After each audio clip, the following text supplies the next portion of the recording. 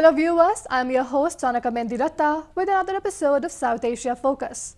Let's begin today's Minister Sushma Swaraj set out on a three-nation visit of Republic of Kazakhstan, Kyrgyzstan and the Republic of Uzbekistan. Of late, India has made some extraordinary efforts to establish strong ties with these countries. Prime Minister Narendra Modi had earlier visited the region to give ties a fresh impetus. In order to understand the relationship and the future prospects better, my colleague Chandrakala Chaudhary spoke to Anil Trigunayat, a former Indian diplomat. Here are a few excerpts of the conversation. So viewers, today we have with us Mr. Trigunayat, Indian ambassador of course. Welcome to our show, sir.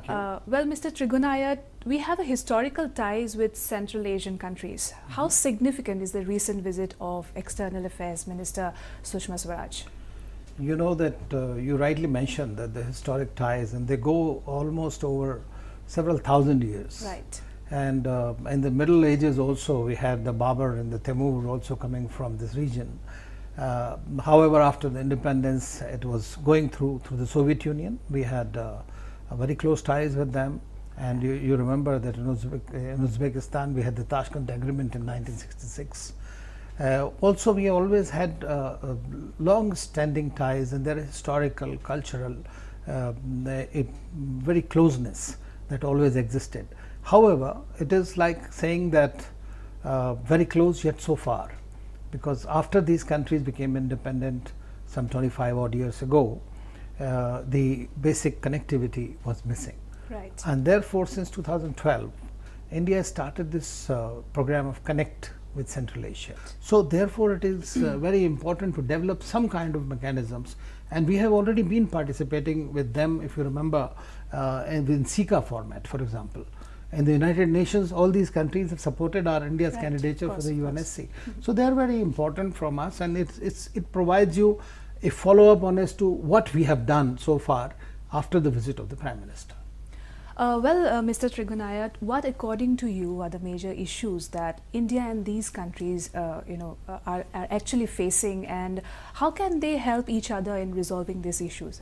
You see, today the world is very heavily interdependent. Of course, yeah. No single country can meet the various challenges that happen. Right. And our region itself is rife with a lot of problems, be it Pakistan, be it Afghanistan, or even in Central Asia for itself. They do have their own internal problems. Plus, for us, for example, terrorism, if you take. So there it is very necessary for all of us to work together. Whether it is the SCO format, whether it is the SICA format, whether it is the bilateral mechanisms. Trade and investment is extremely important from both the points. These countries are very important in our energy security. Kazakhstan is very rich in oil and gas, and they are looking towards India as a big market because we need it. Similarly, they need other things which India can provide them, and whether it's investment. For example, in Kazakhstan, we have more than 500 Indian companies operating there, including some of the big names like Mittal and all, the OVL and others. And so we can do much more together. Then those countries, we had a problem of connectivity with them. Now we have to go through via, either Pakistan, or we go via Iran or via something. So now we have developed this Chabahar port.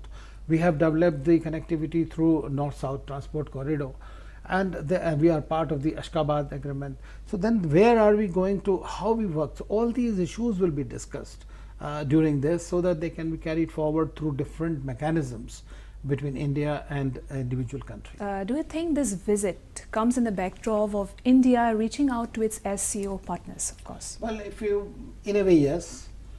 Because after we became the SCO member, it always happens that on the sidelines of the SCO meetings, earlier external affairs ministers used to go and visit, then the Prime Minister is going, and then finally we became the members. Right. And therefore it is very important to continue to remain in touch with our partners and to discuss with them about what we can do more in that this regional format.